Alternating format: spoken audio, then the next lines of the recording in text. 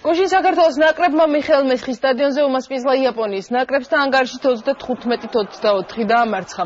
მატჩის საუკეთესო მოთამაშე დებიუტანტი ლაშა ლომიძე დასახელდა. მატჩის საუკეთესო მოთამაშე გაეროს ქალთა ორგანიზაციამ სპეციალური პრიზით დააჯილდოვა.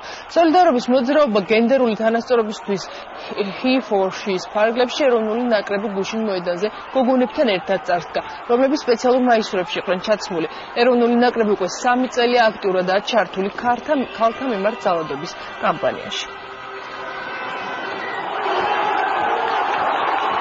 ჩემი პირველი თამაში იყო დღეს სამატჩო სასტარტო შემადგენლობაში და ძალიან გახარებული ვარ და ძალიან დიდი მადლობა შემატკივრებს და ჩემ ბიჭებს. ფიქრობდით და გაგვიმართლა კიდევაც რომ უპირატესობა ჰქონდა შერკინებაში, მორში ასეთ ფიზიკურ თამაში და აისახა კიდევაც ქულებს ძალიან კარგია და მე უკვე ფსიქოლოგიურად გავდეხეთ მე მგონი მოწინააღმდეგე მიუხედავად იმის რომ ბოლო წუთამდე შესანიშნავად იბრძოლა იაპონიამაც. დღევანდელი მატჩით საქართველოს მორაგბეთა ეროვნული ნაკრები მხარდაჭერას უცხადებს გაეროს ქალთა ორგანიზაციის სოლიდარობის მოძრაობას გენდერული თანასწორობისათვის და ქალთა მიმართ ძალადობის წინააღმდეგ ბრძოლას.